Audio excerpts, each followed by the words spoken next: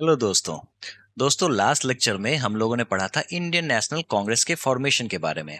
हम लोगों ने देखा था जो इंडियन नेशनल कांग्रेस का फॉर्मेशन होता है 1885 में। 1885 से लेके 1905 यानी कि 20 सालों तक चला था मॉडरेट फेज। मॉडरेट यानी कि नाम से ही आपको लग गया होगा, जो नरम दल वाले नेताओं का फेज। नरम यानी कि सॉफ्ट सॉफ्ट।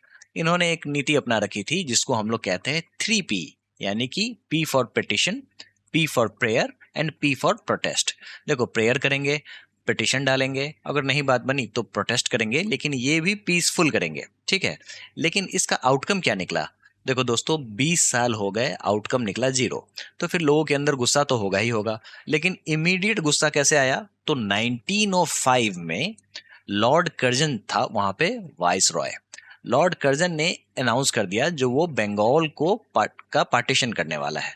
और ये जो पार्टीशन ऑफ बंगाल था, इसने लोगों को उग्र बना दिया, गुस्सा आ गया लोगों को, ठीक है। और यहां से शुरू हो जाता है एक्सट्रीमिस्ट फेज। दोस्तों, एक्सट्रीमिस्ट फेज यानी कि गरम दल वाले नेता। अब आपको जो नेता दिखेंगे वो गरम गरम दिखेंगे। इनका क्या कहना था? तो ये लोग करेंगे सीधा बॉयकॉट, कुछ नहीं, सीधे ब्रिटिशर्स का बॉयकॉट करो, ठीक है। इसके अलावा पैसिव रेसिस्टेंस करो, जो भी ऑर्डर्स देंगे ब्रिटिशर्स नहीं मानेंगे, ठीक है। तो इस तरीके से ये गरम दल वाले नेता, एक्सट्रीमिस्ट फेज जिसको कहते हैं, वो ऑपरेट करते थे। अब गरम दल वाले नेताओं में तीन नेता जो हैं वो सबसे पहले आए। कौन कौन? तो लाल, बाल और पाल। लाला लाजपत राय, उसके बाद बाल गंगाधर तिलक और बिपिन चंद्र पाल, ठीक है। इनके बारे में हम लोग अलग से पढ़ेंगे, इसलिए क्योंकि इनके ऊपर में सवाल अच्छा खासा पूछा जाता है, ठीक है। अब चलिए हम लोग समझते हैं लॉर्ड कर्जन के बारे में। देखो, अगर आपके कॉम्पिटेटिव एग्जाम्स में ये सवाल आ जाए, जो लॉर्ड कर्जन के समय में पुलिस कमीशन बनाया गया था 1902 में, किसके अंडर बनाया गया था? तो एंड्रयू फ्रेजर के अंदर बनाया गया था। फ्रेजर याद रख लेना, ठीक है। अब बात कर लेते हैं यूनिवर्सिटीज एक्ट के बारे में। सबसे ज्यादा सवाल ये पूछा जाता है जो यूनिवर्सिटीज एक्ट कब आया था? तो 1904 में आया था। लेकिन यहाँ पे एक कैच है। अगर ये सवाल आ जाए जो यूनिवर्सिटीज कमीशन कब बनाया गया था, तो दोस्तों यूनिवर्सिटीज कमीशन बनाया गया था 1902 में। और यूनिवर्सिटीज कमीशन में ये फैसला लिया गया जो इंडियन यूनिवर्सिटीज एक्ट बनाया जाएगा, जो कि 1904 में बना। और इसके तहत गवर्नमेंट के कंट्रोल को यूनिवर्सिटीज पे बढ़ाया जाएगा, ठीक है। तो ये दो चीजें आपने समझ ली। अब बात कर लेते हैं पार्टीशन ऑफ बंगाल के बारे में। देखो, कर्जन ने बोला जो हम बंगाल को डिवाइड करेंगे ऑन द एडमिनिस्ट्रेटिव ग्राउंड, लेकिन इसके पीछे छिपी थी बहुत ही गहरी साजिश। और यही कारण था जो इससे मास प्रोटेस्ट हुआ और स्वदेशी मूवमेंट देखने को मिला, जिसके बारे में हम लोग आगे बात करेंगे। देखो, इन्होंने आग तो लगा दी, कर्जन ने आग तो लगा ली, लेकिन आग लगा के चुपचाप निकल लिए। क्यों निकल लिए? तो देखो, एक व्यक्ति था जिसका नाम था किचनर। किचनर था उस समय में कमांडर इन चीफ। अब ये कह रहा था जो मैं कमांडर हूं तो आर्मी पे मेरा कंट्रोल सबसे ज्यादा होगा। कर्जन कह रहे थे जो मैं वायसराय हूं तो मेरा कंट्रोल ज्यादा होगा। लेकिन कर्जन को रिजाइन देना पड़ा। 1905 में आग लगा के ये चुपचाप चल दिए। यहाँ पे कर्जन आपके लिए एक मैसेज दे रहे हैं जो do not forget my universities act in 1904 and the partition of Bengal 1905। यानी कि सबसे ज्यादा सवाल इसी से पूछे जाते हैं, ठीक है। अब बात कर लेते हैं जो कर्जन के आग में कौन झुलसे, मतलब लॉर्ड मिंटो जो थे। लॉर्ड मिंटो नहीं, लॉर्ड मिंटो, ठीक है, मिंटो सेकंड। 1905 से 1910 तक ये रहे। और कर्जन के किए गए पापों को इनको झेलना पड़ा। एंटी पार्टीशन और स्वदेशी मूवमेंट जो था वो इनके समय में मोमेंटम पीक पे चला गया था। इसके अलावा एक सूरत स्प्लिट भी होता है। सूरत का जो कांग्रेस का सेशन होता है वो 1907 में स्प्लिट होता है, जिसमें मॉडरेट और एक्सट्रीमिस्ट के बीच में डिवीजन देखने को मिलता है। इसके बारे में मैंने आपको ऑलरेडी बता रखा है, फिर बताऊंगा आज, ठीक है। उसके अलावा मुस्लिम लीग का भी फॉर्मेशन होता है जो कि 1906 में होता है, आगा खान और नवाब समीउल्लाह के द्वारा। और इन्होंने डिमांड किया था सेपरेट इलेक्टोरेट का। और इसी सेपरेट इलेक्टोरेट के कारण आता है मॉर्ले मेंटो रिफॉर्म्स, जिसके बारे में हम लोग आगे बात करेंगे। तो जैसा कि मैंने आपको बताया, सबसे पहले एक्सट्रीमिस्ट फेज के नेताओं से परिचय कर लेते हैं क्योंकि उनके ऊपर में सवाल आते हैं। शुरुआत करते हैं हम लोग बाल गंगाधर तिलक से। दोस्तों, तिलक की बात करें तो इनका जन्म महाराष्ट्र में हुआ था।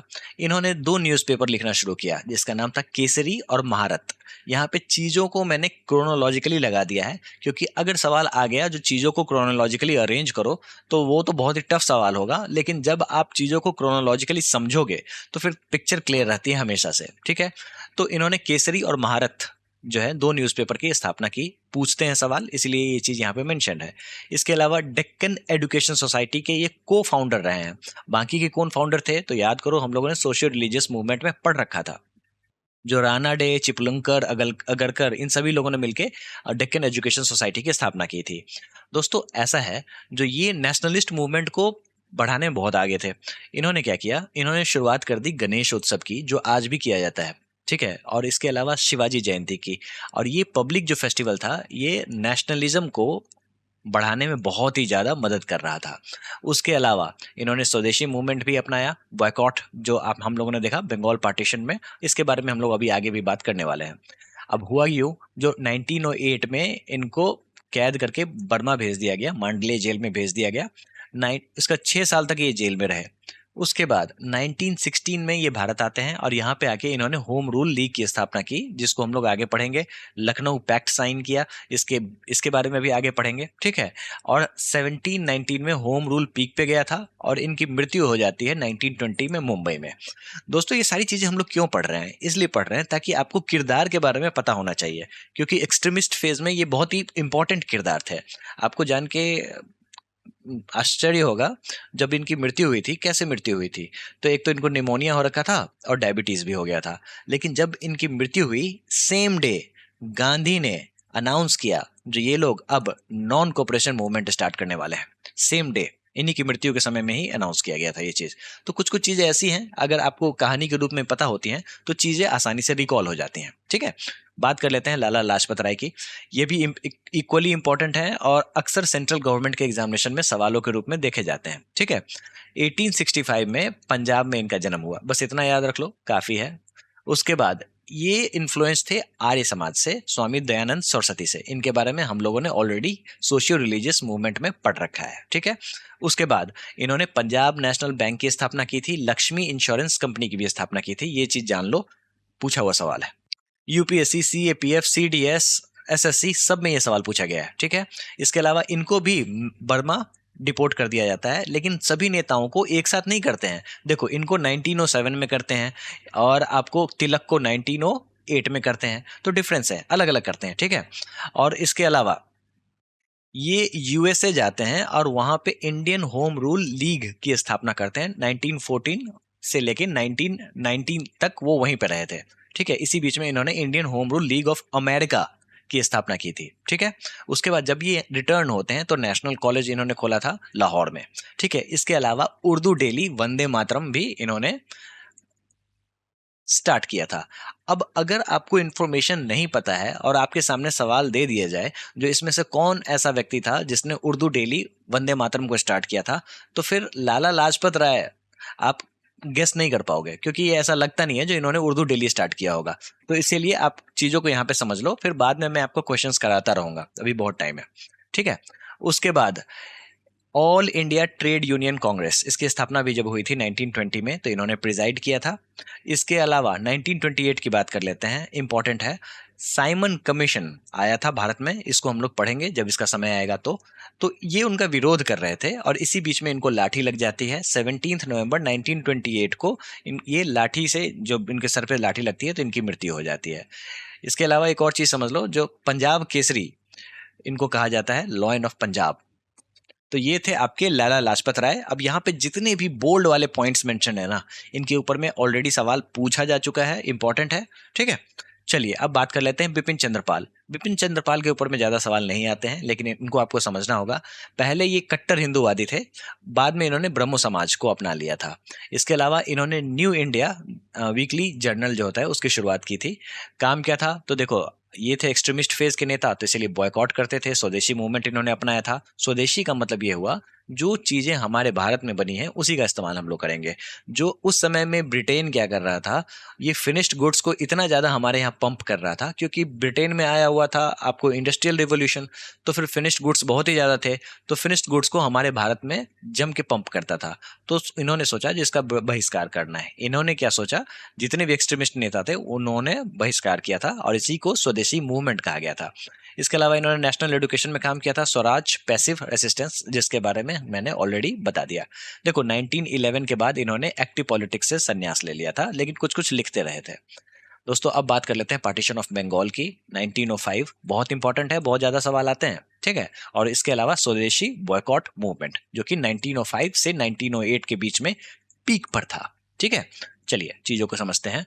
देखो दोस्तों ऐसा है ना, जो पार्टीशन ऑफ बंगाल के बारे में मैंने ऑलरेडी बता भी रखा है, मैप देख लो समझ में आ जाएगा। कर्जन ने बंगाल को दो भागों में बांट दिया।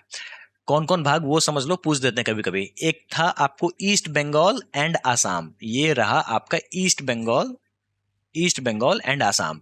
और दूसरा रिड्यूस्ड बंगाल यानी कि वेस्टर्न पार्ट, ठीक है। किस लिए बांटा? तो इन्होंने कहा जो भाई एडमिनिस्ट्रेटिव ग्राउंड है, हमें अच्छे से एडमिनिस्ट्रेशन चलाना है। लेकिन रियल मोटिव क्या था? तो डिवाइड एंड रूल, ठीक है। जितने भी पढ़े लिखे लोग थे, जिसको बंगाली इंटेलिजेंसिया कहा जाता था उस समय में, एडुकेटेड मिडिल क्लास, इनके बीच में एक डिवाइड हो गया। इसके अलावा देखो रेड वाला जो बंगाल है ना, यहाँ पे मुस्लिम का पॉपुलेशन था 9 मिलियन। और ये जो ग्रीन वाला जो दिख रहा है आपको, यहाँ पे पॉपुलेशन था आपको 18 मिलियन। तो इस तरीके से इन्होंने मुस्लिम्स को एक जगह माइनॉरिटी बना दिया और दूसरे जगह मेजॉरिटी बना दिया, ठीक है। तो ये एक तरीके से कम्युनल डिवाइड क्रिएट कर दिया इन्होंने। देखो कांग्रेस ने इसका जम के विरोध किया और इन्होंने क्या किया, तो कांग्रेस ने स्टार्ट किया बॉयकॉट एंड स्वदेशी मूवमेंट। इसके बारे में हम लोग समझते हैं। देखो पहले तो पहली बात, जो बॉयकॉट एंड स्वदेशी मूवमेंट जो था वो नेताओं ने शुरू किया और इंडियन नेशनल कांग्रेस ने इसको सपोर्ट किया। कहाँ पे किया? तो सेम ईयर में 1905 में बनारस का सेशन रखा जाता है। गोपाल कृष्ण गोखले जो होते हैं वो उस समय में प्रिजाइड करते हैं, इस चीज को चेयर पे होते हैं, ठीक है। और इन्होंने स्वदेशी और बॉयकॉट मूवमेंट को बढ़ावा दिया। इसके अलावा सेम ईयर में अगस्त में आपको 1905 में कलकत्ता में मीटिंग रखी जाती है और यहाँ पे ये निर्णय लिया जाता है जो इस तरीके से ब्रिटिश गुड्स जो हैं उसका बॉयकॉट किया जाएगा। क्यों बॉयकॉट किया जाएगा? इसलिए क्योंकि देखो यहाँ पे ब्रिटिशर्स किस लिए आए थे? यहाँ पे आए थे इसलिए ताकि वो पैसा कमा सके, ठीक है, हमारे देश को लूट सके। तो बेसिकली सारी चीजें चल रही हैं इकोनॉमी पे। और अगर ब्रिटेन की इकोनॉमी को हिलाना हो तो फिर जो इंडिया मार्केट बना हुआ था फिनिश्ड गुड्स का, उसको खत्म करना चाहिए। और ये जैसे ही खत्म होगा तो ब्रिटेन की महारानी को समझ में आएगा जो नहीं भाई साहब बहुत बड़ी गलती हुई, ठीक है। बाद में इन्होंने करेक्ट भी करने की कोशिश भी की थी, जो हम लोग आगे समझेंगे। तो दोस्तों अब ये क्या चीज है, ये जो स्वदेशी मूवमेंट है ना, इनिशियली इकोनॉमिक था, लेकिन धीरे धीरे धीरे धीरे ये पॉलिटिकल मास स्ट्रगल में कन्वर्ट हो गया था।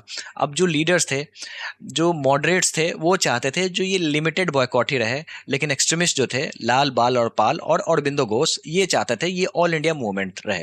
देखो मॉडरेट्स जो थे ना, उनका ये कहना था जो ये सारी खेल हो रही है बंगाल में, तो इन सभी चीजों को तुम बंगाल में ही रखो ना, बाहर क्यों ले जा रहे हो? अब मॉडरेट्स को फायदा ये मिलता था जो ये ब्रिटिशर्स से बात कर पाते थे, ब्रिटिशर्स इनको पोजीशन ऑफर कर देते थे। अब जो एक्सट्रीमिस्ट थे उनको कोई पोजीशन नहीं मिलती थी, ठीक है। तो ये अपना फायदा देख रहे थे मॉडरेट वाले, ठीक है। तो इन्होंने कहा जब तुम बंगाल तक ही लिमिटेड रहो, लेकिन एक्सट्रीमिस्ट्स का कहना था नहीं, ये अब ये ऑल इंडिया मूवमेंट चलेगा। एक बार जो मूवमेंट ने रफ्तार पकड़ ली तो पकड़ ली, अब हम लोग इसको लिमिटेड नहीं रख सकते हैं। और अब शुरू होगा फुल फ्लेज्ड स्ट्रगल, ठीक है। अब स्ट्रगल का जो ये जो बॉयकॉट मूवमेंट था उसका किस तरीके से फैलाव हुआ वो समझते हैं। देखो अगर ये मैप रहे, ये भारत का अगर मैप है, तो तिलक जो है वो पुणे और महाराष्ट्र में कमान संभाले हुए थे। अजीत सिंह और लाला लाजपत राय थे वो पंजाब संभाल के बैठे हुए थे और नॉर्थ इंडिया में भी देख रहे थे। सैयद हैदर रजा थे वो दिल्ली उन्होंने संभाल रखा था। चिदम्बरम पिल्ले उन्होंने मद्रास संभाल रखा था और बिपिन चंद्रपाल ओवरऑल देख रहे थे। तो इस तरीके से ये स्वदेशी मूवमेंट आगे बढ़ रहा था। क्या था भाई? तो भाई जितने भी फॉरेन गुड्स थे ना उनको बॉन फायर करके जला दिया जाता था, ठीक है। जो भाई चलो ये हो गया बहिष्कार। और इसके अलावा चरखा काता जा रहा था, मतलब जो सूत काटना कहते हैं ना, जो कॉटन क्रिएट करना हो, कॉटन से जो धागा बनाना हो गया, ठीक है। और ये एक तरीके से सिंबॉलिक था जो अब हमारी इंडियन इंडस्ट्रीज लग रही है। स्कूल्स, आर्बिट्रेशन कोर्ट सारे बैठ रहे थे, ठीक है। सारे फैसलों का निपटारा ये लोग खुद कर रहे थे। स्कूल्स में स्वदेशी के बारे में पढ़ाइयाँ चल रही थी, तो ये सारी चीजें हो रही थी, ठीक है। इसी बीच में ब्रिटिशर्स ने एक गेम खेल दिया। गेम क्या खेल दिया? जो पार्टीशन ऑफ बंगाल में इन्होंने मुस्लिम्स में माइनॉरिटी मेजॉरिटी क्रिएट करके एक तरीके से कम्युनल डिवाइड कर रखा था। अब उनको पावर देने जा रहे थे जिसका नाम था सेपरेट इलेक्टोरेट्स। ये बहुत ही बड़ा हथियार बनता है इनका। सेपरेट इलेक्टोरेट्स का मतलब ये हुआ जो अब मुस्लिम रिप्रेजेंटेटिव जो होंगे उनको मुस्लिम्स ही चुनेंगे, उनका में हिंदुओं का कोई रोल नहीं होगा, ठीक है। इसी बीच में 1906 में मुस्लिम लीग की स्थापना होती है। दिसंबर 1906 में ढाका यानी कि ढाका, आज का जो बांग्लादेश है, वहां पे बांग्लादेश का जो कैपिटल है वहां पे आपको मुस्लिम लीग की स्थापना होती है। किसके द्वारा होती है? तो उस समय में ढाका के नवाब हुआ करते थे, नवाब समीउल्लाह, ठीक है, और आगा खान, इन दोनों ने मिलकर इसकी स्थापना की। और भी लोग थे, ये दोनों बहुत इंपॉर्टेंट हैं, ये याद रख लेना। इन्होंने पार्टीशन ऑफ बंगाल को सपोर्ट कर दिया, ठीक है। उसके बाद स्वदेशी मूवमेंट जो है उसका इन्होंने बहिष्कार किया और ब्रिटिशर्स को सपोर्ट करने लग गए। और इसके अलावा सेपरेट इलेक्टोरेट का इन्होंने डिमांड बढ़ा दिया, ठीक है। और इस तरीके से जो खाई कर्जन ने डाल दी थी पार्टीशन ऑफ बंगाल की, अब ये कम्युनल गल्फ बढ़ता जा रहा था। जितना बड़ा कम्युनल गल्फ होगा उतना आसान होगा ब्रिटिशर्स को रूल करना। इसी बीच में 1906 में कांग्रेस का सेशन होता है कलकत्ता में, और इसके प्रेसिडेंट होते हैं दादा भाई नेरोजी। ऐसे ही नहीं होते हैं, यहाँ पे एक्सट्रीमिस्ट जो है ना वो बहुत ही ज़्यादा गुस्से में थे। वो चाहते थे जो इनकी एक्सट्रीमिस्ट विचारधारा है वो कांग्रेस अपनाए, लेकिन कांग्रेस उसको अपनाने को तैयार नहीं थी। वो सारी चीज़ें मॉडरेटली देख रही थी चीज़ों को, ठीक है। देखो 1906 के कलकत्ता सेशन में दादा भाई नेरोजी चेयर पे बैठते हैं, ठीक है। इनका कोई अपोजिशन नहीं होता है, लेकिन आग तो लगी हुई थी। और यही 1906 की आग 1907 वाले कांग्रेस सेशन में सूरत स्प्लिट, जिसको कहते हैं, सूरत में हुआ था ये सेशन, सूरत स्प्लिट का कारण बनती है। मॉडरेट्स और एक्सट्रीमिस्ट्स जो हैं वो दोनों अलग अलग हो जाते हैं। लेकिन ये आग आपको 1906 से ही स्टार्ट हो जाती है। कैसे स्टार्ट हो जाती है वो मैं आपको समझाता हूँ। देखो यहाँ पे गुटबाजी इस तरीके से शुरू हो गई थी। जो मॉडरेट्स जो थे ना वो चाह रहे थे जो दादा भाई नेरोजी बैठे हैं चेयर पे, लेकिन इनको कोई अपोज नहीं कर रहा था। लेकिन आपको एक्सट्रीमिस्ट जो थे वो ये डिमांड कर रहे थे जो ये सेशन कलकत्ता की जगह महाराष्ट्र में हो, और या तो लाला लाजपत राय बैठे या फिर तिलक बैठे। लेकिन ये बात हुई नहीं। इन्होंने कहा हमारा प्रेसिडेंट बैठेगा, तो इन्होंने कहा हमारा प्रेसिडेंट बैठेगा। तो इन्होंने कहा तुम्हारा प्रेसिडेंट कौन है? तो भाई दादा भाई नेरोजी। तो इन्होंने कहा भाई दादा भाई नेरोजी अगर बैठेंगे तो फिर मैं कुछ नहीं बोलने जा रहा, ठीक है। तो इस तरीके से एक्सट्रीमिस्ट शांत हो गए। लेकिन अभी तक आगे जाके ये भड़क जाते हैं, ठीक है। दोस्तों 1906 का जो सेशन था, कलकत्ता सेशन था, वो एक बात के लिए बहुत ही ज्यादा फेमस था, इसलिए क्योंकि पहली बार इंडियन नेशनल कांग्रेस ने स्वराज को अपनाया था, जिसका मतलब था सेल्फ गवर्नमेंट, ठीक है। ये स्वराज पहली बार दादा भाई नेरोजी के द्वारा बोला गया। अब यहाँ पे एक तरीके से आप चीजों को समझो। देखो अगर Swaraj is my birth right किसने कहा था? तो तिलक ने कहा था, कंफ्यूज नहीं होना है। तो यही लड़ाई तिलक ने कंटिन्यू की थी स्वराज की, ठीक है, जो थी आपको सेल्फ गवर्नमेंट की लड़ाई, ठीक है। लेकिन पहली बार Swaraj word Indian National Congress में कब आया? तो 1906 में आया। उस समय में चेयर पे थे दादा भाई नेरोजी, और ये आपको फर्स्ट थे ऐसे व्यक्ति जिन्होंने स्वराज की बात की थी। ये चीज मैंने आजादी के Amrit Mahotsav ministry of culture के पेज से ली है, और यही बात बहुत बार कॉम्पिटेटिव एग्जाम्स में पूछ रखी है, तो ये आपको समझना होगा। इससे पहले वाले लेक्चर में भी मैंने पढ़ाया था जब मैंने इंडियन नेशनल कांग्रेस के सेशंस की बात की थी। स्वराज का मतलब क्या होता है? तो स्वराज का मतलब ये होता है जो आपके आंतरिक मामलों में कोई हस्तक्षेप नहीं होगा। जो भी इंटरनल मैटर्स हैं उसमें किसी भी प्रकार का इंटरफेरेंस नहीं होगा, लेकिन आपको डोमिनियन स्टेटस दिया जाएगा। मतलब आप अभी भी रहोगे ब्रिटिशर्स के अंदर ही, ठीक है, within the British empire. यही है यहाँ पे स्वराज, ठीक है, जो आगे चल के पूर्ण स्वराज बन जाता है 1929 में। उसके बारे में बात आगे करेंगे, अभी नहीं, ठीक है। तो चलिए अब बात कर लेते हैं सूरत स्प्लिट की। देखो एक्सट्रीमिस्ट के अंदर में गुस्सा तो था ही। अब फिर से बात हो जाती है जहां प्रेसिडेंट की चेयर पे कौन बैठेगा। तो इस बार तो पिछले बार तो आपको कोई विरोध नहीं हुआ था, क्यों? क्योंकि उस समय में दादा भाई नेहरू जी चेयर पे बैठ जाते हैं, लेकिन अब बैठते हैं रास बिहारी घोष। ये बात इस आपको जो एक्सट्रीमिस्ट जो थे उनको पसंद नहीं आ रही थी, और यही कारण बनता है, आपको इमीडिएट कारण बनता है सूरत स्प्लिट का। लेकिन सबसे बड़ा कारण तो ये था जो दोनों के काम करने में ही अंतर था। क्या? तो आइडियोलॉजी में ही क्लैश था। मॉडरेट्स जो थे वो कॉन्स्टिट्यूशनल मेथड अपना के बैठे हुए थे, पिटीशन डाल रहे थे, ग्रेजुअल रिफॉर्म चाह रहे थे धीरे धीरे। एक्सट्रीमिस्ट ये कह रहे थे जो भाई अभी आग लगी हुई है, तुरंत डायरेक्ट एक्शन लो और ब्रिटिशर्स को मार के भगाओ, पूरी तरीके से इनकी चीजों को बॉयकॉट करो, तब इनको समझ में आएगा। स्वदेशी अपनाओ, हमारे अपने इंडस्ट्रीज को ठीक करो, ठीक है, उनको चालू करो, उन्हीं को यूज करो। इसके अलावा पैसिव रेसिस्टेंस, यानी कि कोई भी अगर तुम्हें कोई ऑर्डर्स दिए जाए उसको स्वेच्छा से ना कह दो, भाई नहीं करने जा रहे हैं, ठीक है। यहाँ पे सूरत में चाह रहे थे ये लोग जो लाला लाजपत राय चेयर पे बैठे हैं, और जो मॉडरेट्स थे वो चाह रहे थे जो रास बिहारी घोष बैठे। रास बिहारी घोष बैठते हैं और कहानी उल्टी सीधी हो जाती है, ठीक है। कांग्रेस में आपको दो गुट बट जाते हैं, एक तो मॉडरेट्स और दूसरे एक्सट्रीमिस्ट। लेकिन इंडियन नेशनल कांग्रेस का कंट्रोल जो है वो अभी भी मॉडरेट्स के ही पास है। एक्सट्रीमिस्ट जो है उनको बुरी तरीके से कुचल दिया जाता है। तो आपने एक चीज देखा जो ब्रिटिशर्स कैसे काम करते हैं। इन्होंने सबसे पहले पार्टीशन ऑफ बंगाल किया, फिर इसके खिलाफ जो हिंसा भड़की तो फिर इन्होंने क्या किया, एक व्यक्ति को पकड़ा, मतलब एक कम्युनिटी को पकड़ा, मुस्लिम्स को पकड़ा और इनमें आग लगानी शुरू की। तो भाई तुम्हें सेपरेट इलेक्टोरेट देंगे, ठीक है, तुम अपने लोगों को ही चुन पाओगे, तुम अपने हो, तुम तो ऐसी बातें करने लग गए, ठीक है। इस तरीके से हिंदू मुस्लिम यूनिटी को इन्होंने तोड़ दिया, वो हिंदू मुस्लिम यूनिटी जो कारण बना था 1857 की रिवॉल्ट का।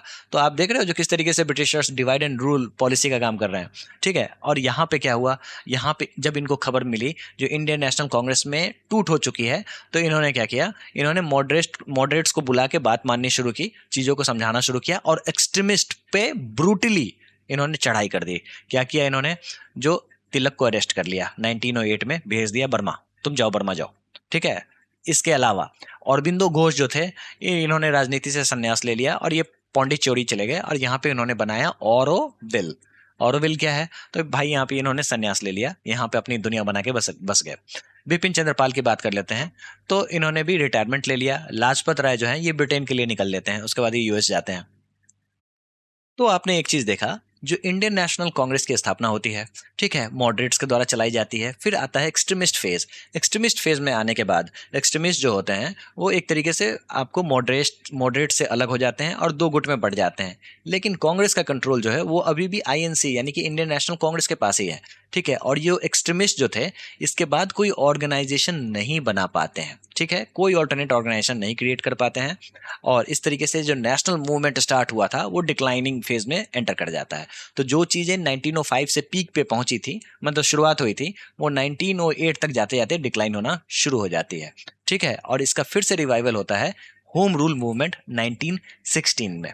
इसके बारे में हम लोग आगे बात करेंगे, उससे पहले 1909 का मॉडल मिंटो रिफॉर्म समझते हैं। जैसा कि मैंने आपको बताया, जो सबसे पहले इन्होंने एक्सट्रीमिस्ट पे चढ़ाई कर दी ब्रिटिशर्स ने और अच्छे से इनको कूट दिया और इनको भगा दिया, सबको, बड़े बड़े लीडर को सबको एग्जाइल पे डाल दिया, मतलब सब जाओ बर्मा जाओ यार, यहाँ नहीं रहना तुमको, ठीक है, यहाँ पे हम लोग रूल करेंगे, ठीक है। और बाकी के जो मॉडरेट्स जो थे अब उनको तो पकड़ नहीं सकते थे क्योंकि ये तो नरम दल वाले थे, ठीक है। तो इनसे बैठ के बात करेंगे, इनके लिए कुछ कुछ चीजें लेके आएंगे।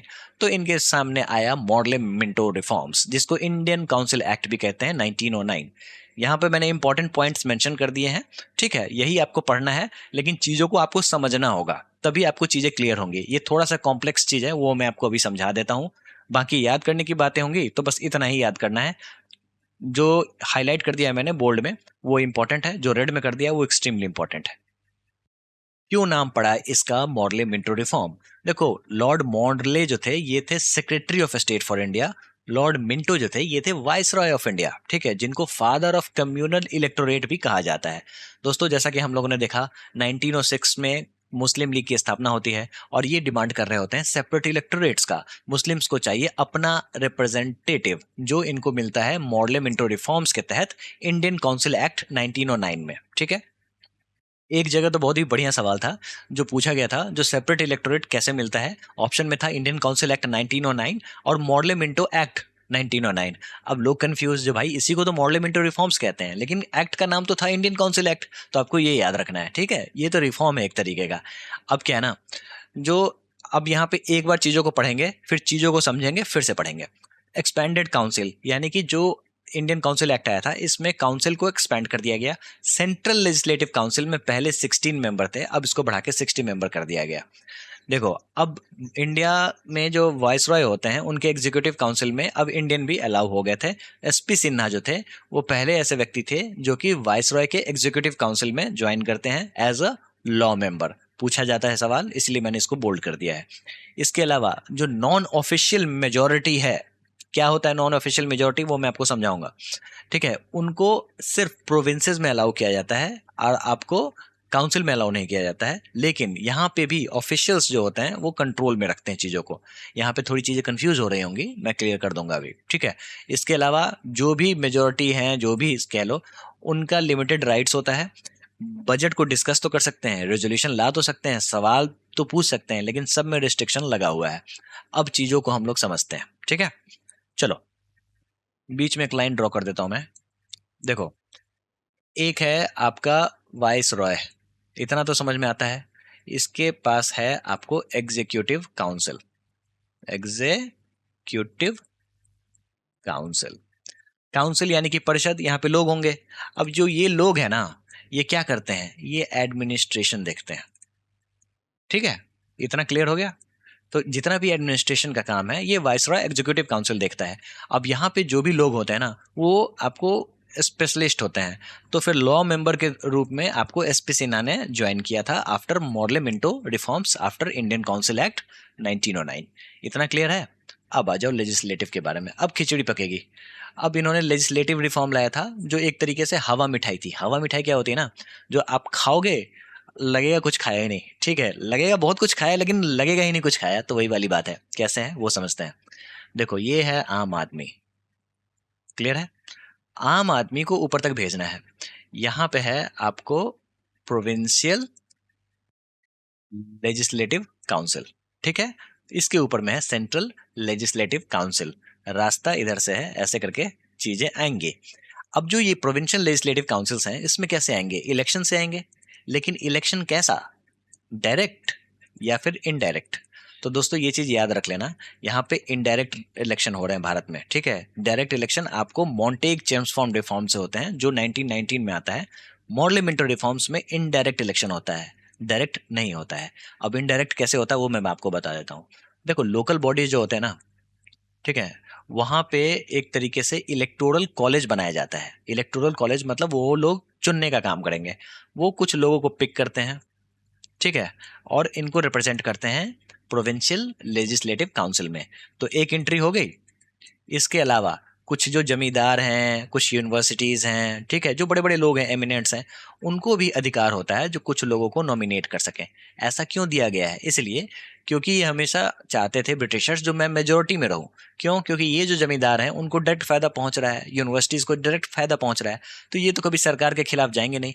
तो फिर नॉमिनेशन से भी चीज़ें आ रही हैं। इसके अलावा वाइस रॉय भी नॉमिनेट कर सकता था यहाँ पे लोगों को। ठीक है, इतना चीज़ समझ में आ गया।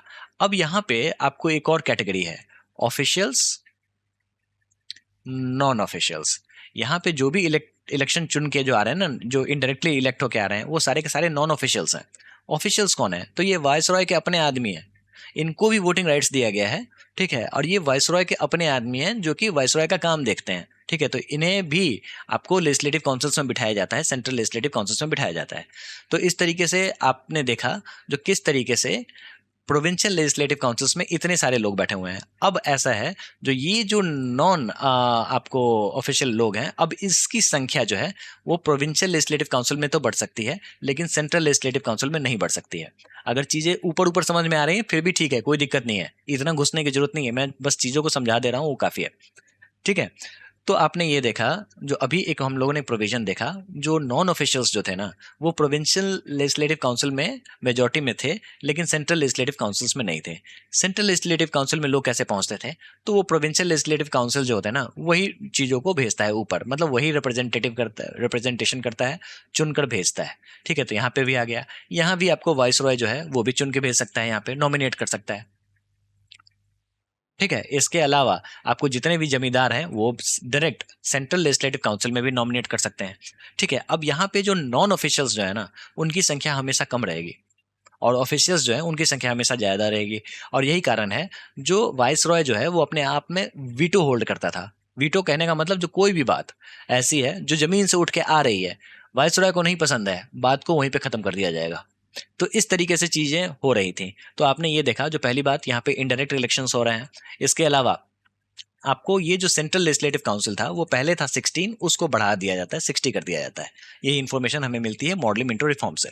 ठीक है, और इसके अलावा एक और चीज, ये जो लोग चुन रहे थे, सबसे इंपॉर्टेंट ये बात, ठीक है, इसमें अलग से चुनने के लिए सेपरेट इलेक्टोरेट ला दिया जाता है। सेपरेट इलेक्टोरेट क्या, तो मुस्लिम्स जो होंगे, सिर्फ ये सेपरेट इलेक्टोरेट है वो सिर्फ मुस्लिम्स के लिए है। अभी तक मुस्लिम्स के लिए है, वो मॉन्टेग चेम्सफोर्ड रिफॉर्म्स में उसको आगे बढ़ाया जाएगा। लेकिन अभी जो सेपरेट इलेक्टोरेट है वो सिर्फ मुस्लिम्स के लिए है। यहीं से मुस्लिम जो चुने जाएंगे, ठीक है, इनको चुनने वाला मुस्लिम होगा और मुस्लिम ही चुना जाएगा। वो ऊपर आएगा, यहाँ पे मुस्लिम आएगा। अब ये मुस्लिम जो है ये भी मुस्लिम को ही चुनेगा और ये मुस्लिम यहाँ पे आएगा। तो इस तरीके से सेपरेट इलेक्टोरेट बना दिया गया और इसका बहुत ही ज्यादा विरोध हुआ। दोस्तों ये आपने समझ लिया मॉडले मिंटो रिफॉर्म्स, ठीक है, जो 1909 में आया था। अब आप एक बार फिर से पढ़ लो इस चीज को। सेपरेट इलेक्टोरेट आया था, काउंसिल को एक्सपेंड किया, 60 मेंबर्स कर दिया गया, पहले 16 था। किस काउंसिल को? तो सेंट्रल लेजिस्लेटिव काउंसिल को। अब वाइसरॉय एग्जीक्यूटिव काउंसिल जो एडमिनिस्ट्रेशन देखती है, इसमें आपको जो भी मेंबर्स होते हैं वो स्पेशलिस्ट होते हैं। तो एसपी सिन्हा बनाए गए पहले लॉ मेंबर, पहले इंडियन थे ये, ठीक है। इसके अलावा नॉन ऑफिशियल मेजोरिटी सिर्फ प्रोविंशियल लेजिस्लेटिव काउंसिल में अलाउ थी। आपको ये सारी चीजें समझ में आ गई, ठीक है। और ऑफिशियल्स जो थे उनके पास में अभी भी कंट्रोल था। उसके बाद लिमिटेड राइट्स, राइट्स का मतलब ये जो बजट में डिस्कस कर सकते हैं, रेजोल्यूशन ला सकते हैं, क्वेश्चन पूछ सकते हैं, लेकिन रिस्ट्रिक्शन सभी में लगा हुआ है, ठीक है।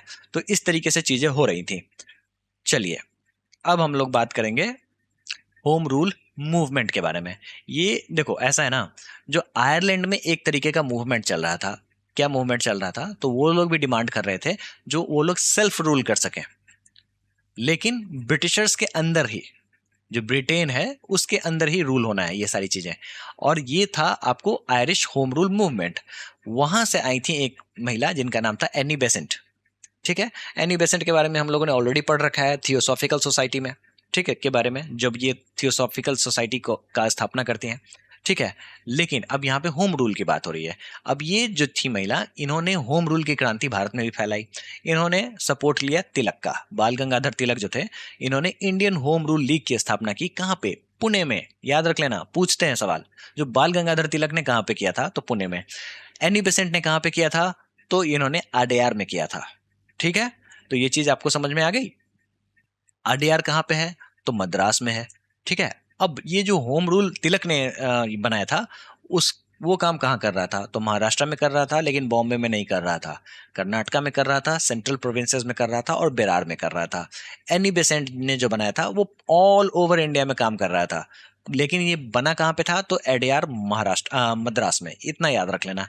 इसके अलावा जॉर्ज अरुंडेल, दोस्तों अगर आपने स्टैटिक जी के पढ़ा होगा तो रुक्मिणी देवी अरुंडेल का नाम आपने सुना होगा, भारतनाट्यम से रिलेटेड है, और पहली राज्यसभा मेंबर थी नॉमिनेटेड हमारे भारत से, जब इंडिपेंडेंट भारत से, ठीक है। तो उनके पति थे जॉर्ज अर्जुनडेल, ठीक है।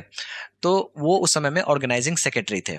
अब ये जो आपका होम रूल लीग था जो एनी बेसेंट के द्वारा बनाया गया था, वो मद्रास, बॉम्बे, यूनाइटेड प्रोविंस जो आज का उत्तर प्रदेश है, पंजाब, अदर रीजन्स में फैला हुआ था, ठीक है। तो इस तरीके से होम रूल मूवमेंट चल रहा था। बात कर लेते हैं लखनऊ पैक्ट की। बस इतना अगर आपको समझ में आ गया होम रूल मूवमेंट तो अच्छी बात है। अब हम लोग जब लखनऊ पैक्ट के बारे में पढ़ेंगे तो चीजें आपको और भी क्लियर होंगी। देखो दोस्तों ऐसा है, जब लखनऊ का सेशन हुआ था ना कांग्रेस का 1916 में, तो इसमें बहुत सारे लोग आके मिल गए थे। जो आपको विरोधाभास था वो खत्म हो गया। कांग्रेस और मुस्लिम लीग का जो विरोधाभास था वो खत्म हो गया। आखिर क्या कारण है? जो मुस्लिम्स जो डिमांड कर रहे थे सेपरेट इलेक्टोरेट का, ठीक है, और इन्होंने बना दिया था 1906 में मुस्लिम लीग, वो अब कांग्रेस के सपोर्ट में आ गए हैं, या यानी कि कांग्रेस और मुस्लिम दोनों मिलकर ब्रिटिशर्स का विरोध कर रहे हैं। ऐसा क्यों? क्योंकि देखो मुस्लिम लीग जो है उसको ब्रिटिशर्स जो थे ना वो बहुत ज्यादा मदद कर रहे थे, इसलिए क्योंकि तुमको अगर मैं फेवर करूंगा तो फिर तुम मेरी बातों को मानोगे, और फिर मेरी बातों को मानोगे तो सीधे कम्युनल डिवाइड होगा। लेकिन अब क्या हो गया, जो मुस्लिम जो है वो विरोध में आ गए, इसको भी हम लोग समझेंगे। इसके अलावा जो मॉडरेट और एक्सट्रीमिस्ट जो थे वो भी साथ में आ गए। कारण क्या था? तो यहाँ पे तिलक जो है वो होम रूल मूवमेंट लेके आ गए ना। तो अब ये होम रूल मूवमेंट पे काम करने के लिए इनको चाहिए था आईएनसी का सपोर्ट, इंडियन नेशनल कांग्रेस का सपोर्ट। तो फिर चलो भाई, एक्सट्रीमिस्ट और मॉडरेट जो है वो फिर से बैठते हैं और रिवाइव करते हैं नेशनल मूवमेंट को, ठीक है। अब समझते हैं जो क्यों मुस्लिम लीग जो है वो कांग्रेस के साथ मिलकर काम करना चाह रही थी। देखो ऐसा है, जो चारों तरफ एंटी ब्रिटिश फीलिंग चल रहा था, कांग्रेस तो कर ही रही थी एंटी ब्रिटिश, अब मुस्लिम्स के बीच में भी एंटी ब्रिटिश फीलिंग आ गई थी। कारण क्या था? तो देखो वर्ल्ड वॉर वन स्टार्ट हो चुका था। कब हो गया था स्टार्ट? तो 1914 में, ठीक है। और इन्होंने क्या किया था, ब्रिटिश ने क्या किया था, टर्की पे हमला कर दिया था। अब टर्की का जो सुल्तान जो था वो था आपको कैलिफेट। कैलिफेट के बारे में मैंने ऑलरेडी बता रखा था आपको, ऑटोमन एम्पायर, कुछ याद आ रहा है? ठीक है। तो फिर अब उसके ऊपर में हमला हो गया, तो फिर जितने भी मुस्लिम्स थे उनको लगा जो ये एक तरीके से उनके धर्म पे हमला हो गया, तो ऐसा होना नहीं चाहिए। और इस ब्रिटेन के इस रवैये के खिलाफ इन्होंने आवाज उठाई। लेकिन आवाज अकेले तो नहीं उठा सकते ना, इनको चाहिए और भी लोगों का सपोर्ट। देखो अगर मुस्लिम्स के ऊपर में अत्याचार होगा और सिर्फ मुस्लिम ही आवाज उठाएंगे तो फिर वो मूवमेंट नहीं क्रिएट होगा। लेकिन अगर उनके साथ साथ बाकी के लोग, हिंदू, बाकी के रिलीजन, वो सभी मिलके अगर आवाज उठाएंगे तो फिर ब्रिटिशर्स को लगेगा जो ये धीरे धीरे नेशनल मूवमेंट में कन्वर्ट हो रहा है, तो फिर उनको एक्शन लेना पड़ेगा। तो एंटी ब्रिटिश फीलिंग के बारे में आपने समझ लिया, ब्रिटेन का वॉर विद टर्की भी समझ लिया आपने, ठीक है, और इसके अलावा एनी बेसेंट का होम रूल मूवमेंट भी समझ लिया, ठीक है, जो अब कांग्रेस में भी नजर आएगा। इसी तरीके से लखनऊ में कांग्रेस पैक्ट होता है, ठीक है। लेकिन इसमें एक बहुत बड़ी पॉइंट ये है जो आपको स्टेटमेंट वाले सवालों में फंसा सकती है। वो क्या था? जो कांग्रेस ने सेपरेट इलेक्टोरेट को मान लिया था, क्योंकि कांग्रेस को भी पता था जो अगर मुस्लिम लीग साथ में आती है तो फिर हम लोग आगे चल के जब स्वराज की बात करेंगे तो चीजों को देख लेंगे क्या करना है, अभी ब्रिटिशर्स को भगाओ। तो इस समय तक इन्होंने सेपरेट इलेक्टोरेट तक हाँ बोल दिया था फॉर मुस्लिम्स, ठीक है, इतना क्लियर हो गया। अब दोनों मिलके ज्वाइंट डिमांड करने लग गए dominion status for India. Dominion status को मैंने ऑलरेडी बता दिया था आपको, जो कॉमनवेल्थ जो होता है ना, ब्रिटिशर्स जहां जहां अपनी कॉलोनी बसा के बैठे हुए थे, ठीक है, इन सभी को अगर देखा जाए तो सबको कॉमनवेल्थ में काउंट कर लो, ठीक है। अब वहां पे क्या है, जो आपके जो निजी मैटर होंगे उसमें कोई हाथ नहीं डालेगा, लेकिन आप ब्रिटिश सोवरेनिटी के अंदर में ही रहोगे। यही है आपका डोमिनियन स्टेटस, ठीक है। और इस तरीके से सेल्फ गवर्निंग गवर्नमेंट की मांग उठने लग गई, हिंदू मुस्लिम यूनिटी देखने को मिल गया, ठीक है। अब इसका आउटकम क्या निकला? अब जैसा कि ब्रिटिशर्स को लगा जो अब मुस्लिम्स जो हैं वो अब यहाँ पे यूनाइट हो गए हैं, क्योंकि देखो कुछ भी है तो भारत एक छोटा सा कॉलोनी है, लड़ाई तो पूरे विश्व में चल रही थी, वर्ल्ड वॉर, तो फिर इनका एम्फेसिस था वर्ल्ड वॉर, ठीक है। ये नहीं जा रहे थे हमसे उलझने के लिए, क्यों? क्योंकि उनको वर्ल्ड वॉर देखना था, तो इन्हें सपोर्ट चाहिए था। किस चीज़ का सपोर्ट चाहिए था? तो भाई हमने सैनिक दिए, हमने पैसे दिए, हमने क्या नहीं दिया ब्रिटिशर्स को, ठीक है। तो आउटकम ये निकला, जो मॉन्टेग डिक्लेरेशन आता है 1917 में, जिसमें प्रॉमिस किया जाता है जो तुमको धीरे धीरे, अभी नहीं, एक बार में नहीं, धीरे धीरे ग्रेजुअली सेल्फ गवर्नमेंट तुमको दे देंगे, ठीक है। तो इस तरीके से हमारी कहानी आगे बढ़ी।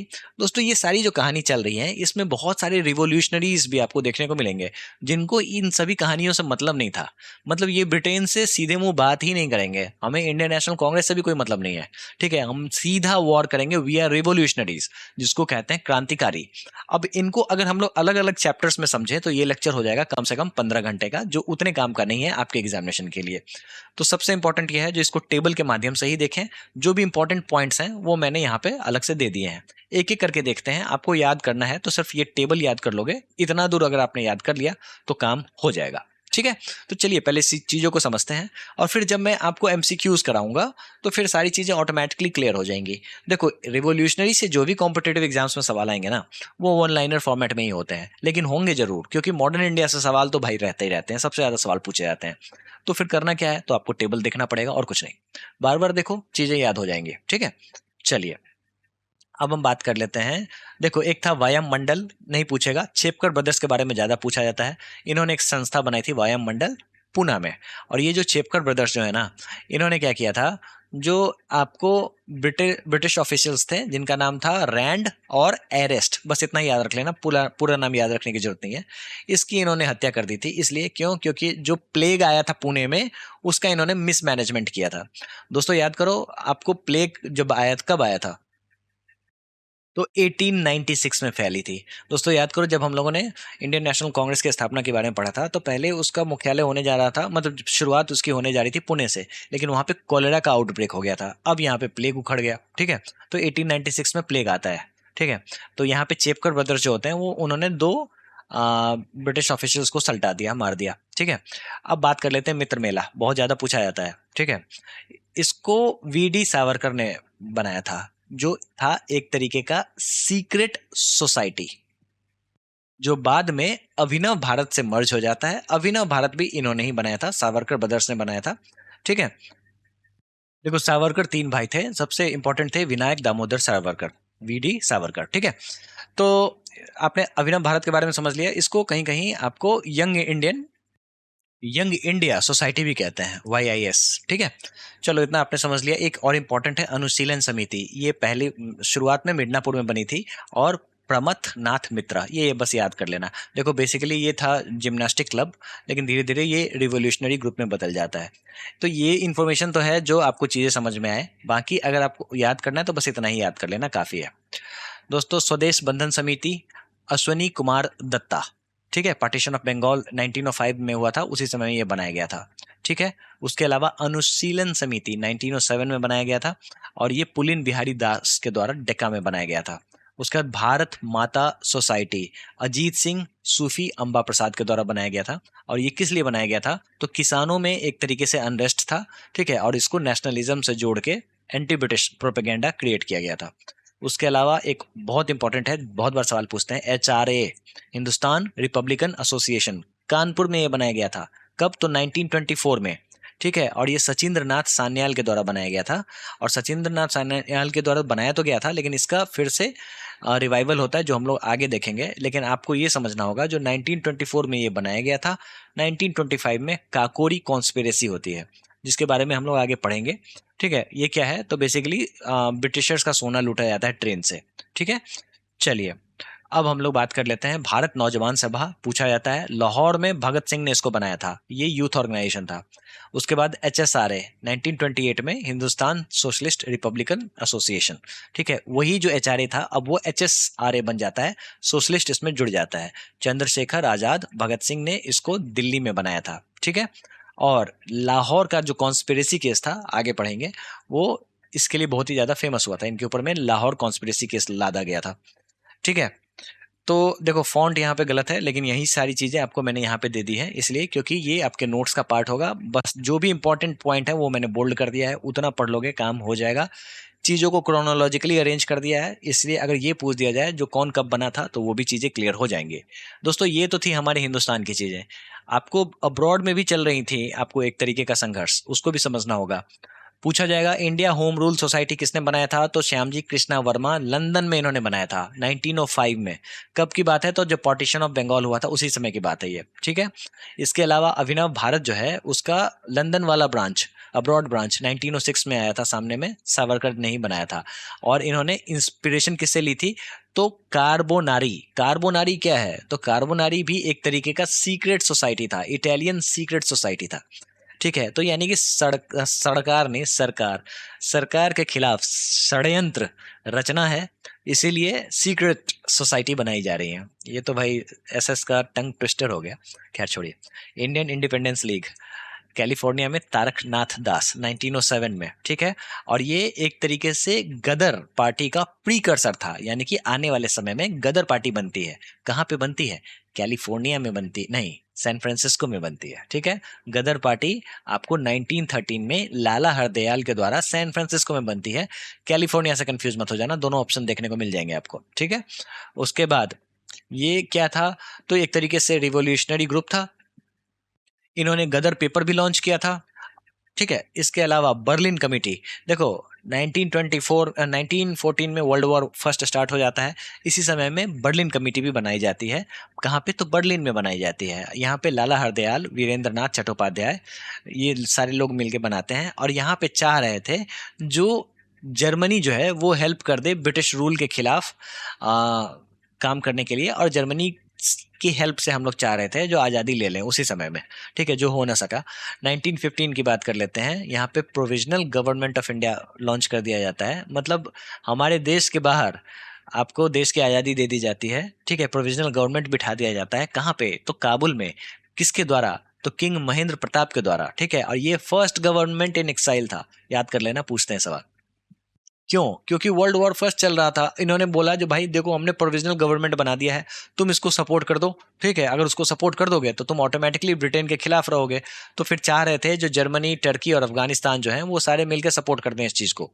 ठीक है, चलिए अब कुछ इंपॉर्टेंट केसेस को और इवेंट्स को डिस्कस कर लेते हैं। जैसा कि मैंने बताया आपको, चेपकर ब्रदर्स, इन्होंने क्या किया था, ये कौन थे, तो दामोदर चेपकर थे, बालकृष्ण चेपकर, वासुदेव चेपकर।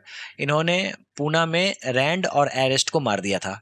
ठीक है, इसके अलावा मुजफ्फरपुर में खुदीराम बोस, प्रफुल्ल चक्की, इन दोनों को फांसी होती है। किस लिए फांसी होती है, क्योंकि इन्होंने जज किंग्सफोर्ड को मारने का अटेम्प्ट लिया था, मारा नहीं था। ठीक है, मर कोई और गया था। इन्होंने क्या किया था, जो उनकी बग्घी, जो घोड़ा खींचता है ना बग्घी, उसके ऊपर में बम फेंक दिया था। ठीक है, और इसमें जो खुदीराम बोस जो थे उनको फांसी होती है, और प्रफुल्ल चक्की जो है उन्होंने सुसाइड अटेम्प्ट कर लिया था। ब्रिटिशर्स के हाथों से मरने से अच्छा है जो खुद मर जाए। अलीपुर बॉम्ब केस, ठीक है। इसमें औरबिंदो घोष और बरिंद्र घोष इन्वॉल्व होते हैं। कहाँ पे? तो कलकत्ता में एक जगह है, वहीं पे अलीपुर। अनुशीलन समिति से रिलेटेड था। और बिंदु को छोड़ दिया जाता है और बरिंद्र जो है उनको इम्प्रिजन कर लिया जाता है। देखो, औरबिंदो पढ़े लिखे व्यक्ति थे और ये जब जैसे ही ब्रिटिशर्स के सामने जाते थे ना, तो ये दिखाते थे जो भाई मैं इसमें इन सभी चीज़ों में इन्वॉल्व नहीं हूँ, और ये अपने आप को डिफेंड करने में बहुत ही ज़्यादा सक्षम थे। ठीक है। चलिए, मर्डर ऑफ जैक्सन नासिक में होता है, अनंत कन्हारे। ठीक है। कर्जन वाइली, लॉर्ड कर्जन नहीं, कर्जन वाइली, इनको मदन लाल ढिंगड़ा मार देता है 1909 में। ठीक है। चलिए, 1912 की बात है।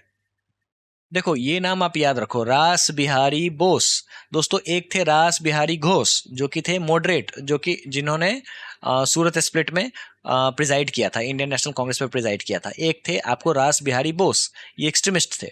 ठीक है। उस समय में वायसरॉय थे लॉर्ड हार्डिंग 1912 में। तो दिल्ली में इन्होंने इनको मारने का ट्राई किया था, दिल्ली बॉम्ब केस। ठीक है। जिसमें हार्डिंग इंजर्ड भी हुआ था। काकोरी ट्रेन कॉन्स्पिरेसी काकोरी में हुआ था। इसमें थे राम प्रसाद बिस्मिल, अशफाकुल्ला खान, राजेंद्र लाहिरी, रोशन सिंह। ठीक है। जो हिंदुस्तान रिपब्लिकन एसोसिएशन बनाई गई थी, उनका काम क्या था? तो ट्रेन लूटना काम था। और ट्रेन में क्या था? तो पैसा और हथियार। ठीक है। 1925 की बात है। उसके बाद 1928 की बात कर लेते हैं। तो सॉन्डर्स का मर्डर कर दिया जाता है। 1928 में ही साइमन कमीशन के खिलाफ लाला लाजपत राय प्रोटेस्ट कर रहे होते हैं। इनके सर पे लाठी लग जाती है, और लाठी लग जाती है तो उनकी मृत्यु हो जाती है। तो उसका बदला लेते हैं भगत सिंह, राजगुरु और सुखदेव। इन्होंने सॉन्डर्स की हत्या कर दी थी। ठीक है। उसके बाद सेंट्रल असेंबली में बॉम्ब भी फेंका था इन्होंने, भगत सिंह और बटुकेश्वर दत्त ने 1929 में। ठीक है। किस लिए? ताकि बहरे लोगों को सुनाया जा सके। चितगांव आर्मरी रेड 1930 में होता है। सूर्य सेन जो होते हैं वो इसमें इन्वॉल्व होते हैं। इसके ऊपर में मूवी भी बन चुकी है। ठीक है। अभिषेक बच्चन ने इसमें काम किया था। बस किस लिए हुआ था? तो आर्मरी का रेड था, बस इतना याद रख लेना। उसके बाद माइकल ओ डायर का असैसिनेशन होता है। किसके द्वारा? उधम सिंह के द्वारा। किस लिए? तो जलियांवाला कांड जो है उसका बदला लेने के लिए। ठीक है। अब यहाँ पे एक चीज आपको समझना होगा। देखो, ऐसा है, जो जलियांवाला कांड, जो आपने शायद सुना होगा, जहाँ पे बहुत सारे निर्दोष लोगों को मार दिया जाता है बैसाखी के दिन। कहाँ पे? तो आपको जलियांवाला जो जगह है अमृतसर में, वहां पे। ठीक है। तो उसको जनरल डायर ने ऑर्डर दिया था गोली चलाने का। ठीक है। तो जनरल डायर के ऊपर बैठे हुए थे माइकल ओ डायर। ठीक है। उस समय में ये गवर्नर थे। तो ये वो डायर नहीं था जो उस समय में आदेश दिया था। वो तो बीमारी से मरा, बाद में जाके मरा, और उसको बहुत ही ज्यादा अफसोस भी हुआ इस चीज का। तो ये माइकल ओ डॉयर जो था उस समय पंजाब का गवर्नर था, और उसी के अंडर ये सारी चीजें आती थी। तो इसलिए क्या किया, उधम सिंह अपनी आंखों से इसने देखा था जलियांवाला बाग को, के कांड को। तो इसको दिमाग में इसने रखा था, और फिर ये 20 सालों तक रुका। 1919 में ये कांड हुआ था, 1940 में ये गया आपको लंदन, वहां पे जाके इसने मारा उसको। ठीक है। तो कभी भी कंफ्यूज ये नहीं होना जी, ये वो डायर नहीं था जिसने ऑर्डर दिया था, ये दूसरा डायर था, पहली बात ये। लेकिन ये डायर जो था ये ऊपर में बैठा हुआ था, इसने ऑर्डर दिया था। ठीक है। मतलब ऑर्डर दिया था इन द सेंस, मतलब गवर्नर था उस समय में, और इसने उसको मारा था। इसने प्रण ले लिया था उधम सिंह ने, जो मैं तो मारूंगा तो जरूर। और माइकल ओ डायर को इसने मारा था। जनरल डायर की मृत्यु जो थी वो अब खुद से बीमारी से हुई थी, वैसे नहीं हुई थी। चलिए, अब कुछ सवाल हैं वो देख लेते हैं। ज़्यादा सवाल मैंने नहीं लिया है, क्यों? क्योंकि वन लाइनर सवाल पूछे जाते हैं। वो सारे वन लाइनर जो है वो मैंने एक्सट्रीम फॉर्म में, शॉर्ट फॉर्म में इस करिकुलम में ही डाल दिया है, तो कोई फायदा नहीं है। लेकिन जब हम लोग मॉडर्न इंडिया को फिनिश करेंगे तो एक साथ बहुत सारे सवालों को देख लेंगे। चलिए, कुछ सवाल जो मुझे अच्छे लगे वो मैंने पिक कर लिए हैं। Which of the following movements led to the split in the Indian National Congress, resulting in the emergence of moderate and extremist? किसकी बात हो रही है यहाँ पे? देखो, स्वदेशी अपनाने की बात हो रही थी। अब स्वदेशी जो था, ये जो मॉडरेट्स जो थे वो कह रहे थे जो तुम बंगाल तक ही सीमित रखो। एक्सट्रीमिस्ट जो थे वो कह रहे थे पूरे इंडिया तक फैलाओ। इसी बात के लिए ये सारी चीजें हुई थी। Who among the following is known as the father of Indian unrest? निम्नलिखित में से किसे भारतीय अशांति का जनक कहा जाता है? अब ये सवाल मैंने क्यों लिया है? क्योंकि ये सवाल मैंने इसलिए लिया है क्योंकि मुझे ये हर कॉम्पिटेटिव एग्जाम्स में देखने को मिला। UPSC, CDS, CAPF, RRB, NTPC, SSC, CGL, state PCS, सब जगह ये सवाल मुझे दिखा। तो फिर चलो भाई, इसको तो पिक करना बनता है। Father of Indian unrest Lokmanya Tilak को कहा जाता है। ठीक है। तो ये आपको समझना पड़ेगा। देखो, तिलक ने एक नारा दिया था, Swaraj is my birth right and मैं आई शैल हैव इट, मैं उसे किसी भी कीमत पे लेकर रहूंगा। ठीक है, और इसके जो नारे होते थे वो बहुत ही ज्यादा भड़काऊ होते थे। तो आपको एक ब्रिटिश पत्रकार थी जिसका नाम था वैलेंटाइन चिरोल, उसी ने बोला था, जो भाई तिलक तुम हो फादर ऑफ इंडियन अनरेस्ट। तब से ये चीजें फेमस है, दोनों पे सवाल आते हैं। ठीक है, चलिए अभिनव भारत की बात कर लेते हैं। अभिनव भारत जो है, a secret society of the revolutionaries organised by, तो ये एक तरीके का सोसाइटी था जो कि विनायक दामोदर सावरकर के द्वारा ऑर्गेनाइज किया जाता था। ठीक है, इसके अलावा इसका प्रीकर्सर था मित्र मेला। ठीक है, युगांतर पार्टी वाज लेड बाय, अब युगांतर पार्टी के बारे में आपने नहीं सुना होगा, बस यहाँ पे ही सुन लो। उस वो है जतेंद्र नाथ मुखर्जी, इनके द्वारा ये शुरू किया गया था। कहाँ पे? तो बंगाल में। इनको बाघा जतिन भी कहा जाता था। बाघा जतिन का मतलब हो गया टाइगर जतिन। इन्होंने स्टार्ट किया था युगांतर पार्टी, ये एक तरीके का रिवोल्यूशनरी ऑर्गेनाइजेशन था। ब्रिटिशर्स ने इसको क्रश कर दिया था। ठीक है, लास्ट है, हु फाउंडेड द अनुशीलन समिति। तो आपको याद रखना है, जो ये पी मित्रा जो है, इन्होंने इसको फाउंड किया था। इनका पूरा नाम था प्रमथ नाथ मित्रा। ठीक है, इतना अगर आपने याद रख लिया तो काफी है। देखो, अनुशीलन समिति को लेके कंफ्यूजन हो जाती है, जो किसने फाउंड किया था। कहीं कहीं आपको ज्ञानेंद्र नाथ बासु भी देखने को मिलेगा। तो 1902 में मिडनापुर में पहली बार ज्ञानेंद्र नाथ बासु इसने फाउंड किया था। ठीक है, कलकत्ता वाला जो ब्रांच था ना, उसको प्रमथ नाथ मित्रा ने फाउंड किया था, और यही फेमस हो गया था कलकत्ता वाला ब्रांच। ठीक है, तो इसी के ऊपर आप ऑप्शंस के हिसाब से चलना। ठीक है, तो देखो, इतने सारे जो थे रिवोल्यूशनरीज ग्रुप, उनको आपको याद कर लेना है। और भी कुछ होंगे जो मैं आपको एमसीक्यूज में करा दूंगा, जो भी लेटेस्ट वाले सवाल होंगे वो भी साथ साथ मैंने करा दूंगा। ठीक है, चलिए मिलते हैं नेक्स्ट लेक्चर में, और गांधीयन फेज के बारे में पढ़ेंगे, बहुत इंटरेस्टिंग है। ठीक है, थैंक यू।